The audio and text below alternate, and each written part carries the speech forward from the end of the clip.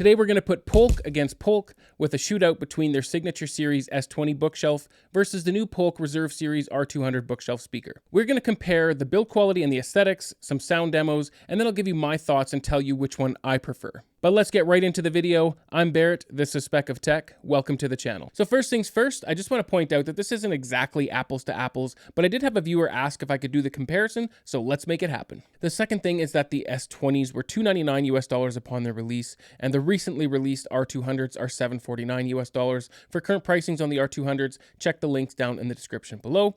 Lastly, the S20s are discontinued and they've been replaced with a model called the ES20s, which look very similar. In the interest of saving you guys time, I'm not going to compare their detailed specs in this video, but I do have some spec lists here that I'll put up on this video. You can pause it and compare them if you'd like. For all intents and purposes, these speakers are very similarly spec'd, the main difference being the R200 using the ring radiator tweeter and the S20 uses just a standard soft dome tweeter. But as we all know, specs don't tell the whole story, especially in this case, so let's do some sound demos and then we'll get into the full comparison. For these demos, the subwoofers were disabled and the anthem room correction file was removed from my AVM90 processor. I was powering both these speakers in class AB mode of my favorite amplifier, the Tonewinner 81PA.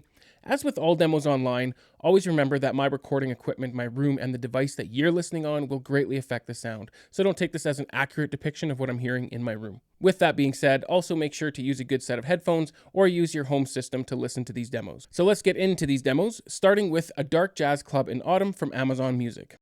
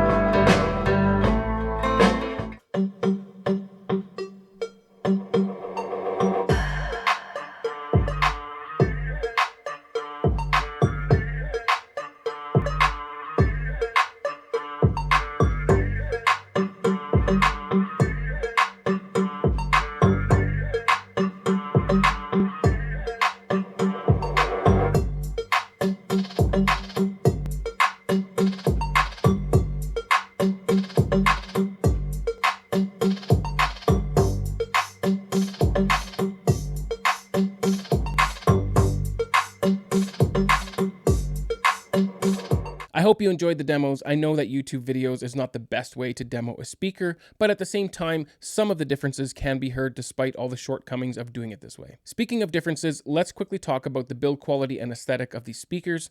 The designs and materials used are similar since these are both on the budget side of hi-fi, but there are some differences that need to be addressed. First of all, the vinyl wrap on the S20 is a mock brown walnut, and it is actually a decent quality considering the price, whereas the R200s do have a brown walnut version, but in this case, I do have the black vinyl wrap, so that is all I can compare.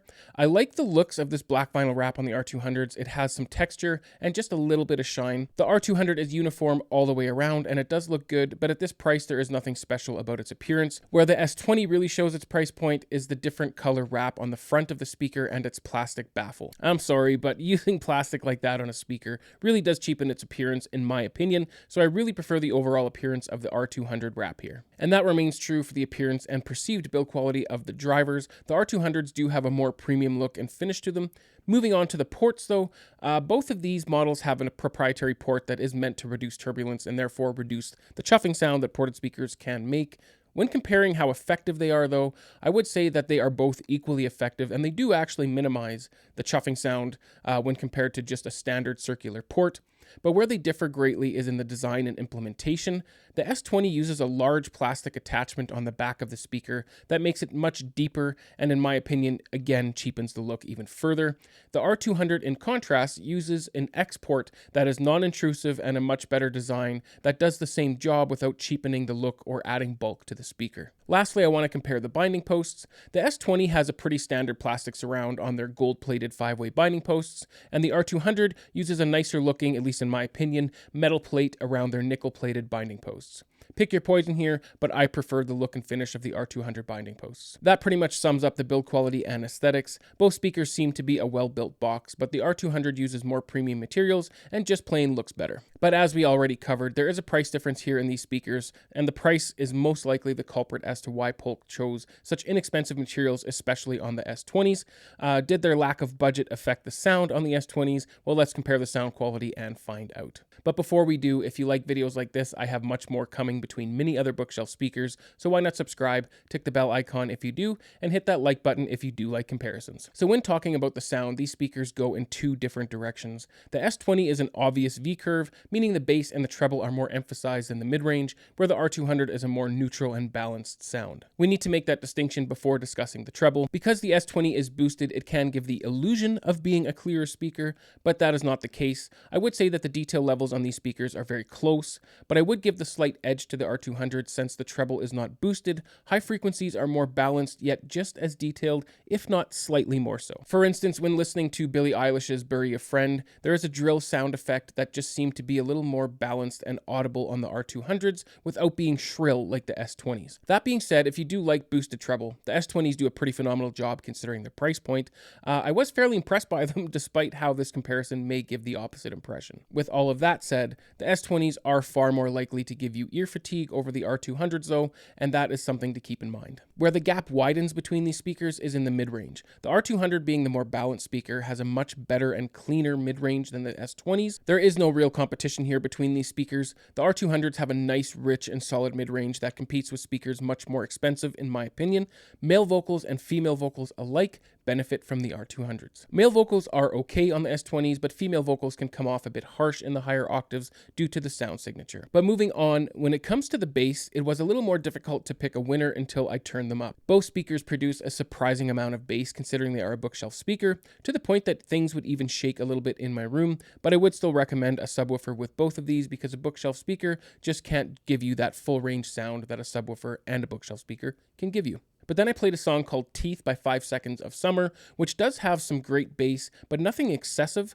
I choose it because the bass in this song is not just a one-note wonder, there is some variation. But at a certain point in the song, the S20s reached their limit, and there was some mechanical noise coming from the drivers. The R200s, even at the same volume and being level matched, didn't seem to be stressing at all, even at that exact same part of the song. So with that in mind, it would appear that the drivers in the R200s are more robust and can handle just a little more than the S20s. But I do have the ability to switch between the speakers with the press of a button on the 81PA amplifier. Because it has 2 sets of binding posts and I have 2 sets of identical speaker cables, all I need to do is press a button to swap between the speakers. With that ability and careful listening, I would also say that the R200 speakers have a more nuanced and accurate bass presentation. The S20 does have a boosted bass that gives you a little extra in the low end, but the R200 is the pricier and more recently released older brother for a reason. But if you do like a V-curve sound and are on a tight budget, the S20 can be had on the used market for a steal of a price. I believe you still can find them brand new in some stores, but I wouldn't guarantee it. For the price, you will be rewarded with great bass and an all-around good sounding speaker if you like a V-curve, which doesn't really fit well with all types of music. But if you are looking for the all-around better performing and sounding speaker, the R200 is noticeably better balanced and nuanced for all genres of music. It also seems to have better power handling when it comes to powerful bass. So if you were wondering if you should upgrade from the S20 to the R200s, I say go for it. As long as you understand that you're going from a V-curve sound to a balanced sound, you will be rewarded with a much more rich and fulfilling mid-range to go along with the balanced detailed highs and the powerful nuanced lows. It is worth the upgrade, no question, in my opinion. You know what else is worth it? Subscribing to my channel. Tick the bell icon if you do, and please take just one short second to hit that like button. I always do appreciate it. Remember to enjoy your systems. I'll see you on the next one. Cheers.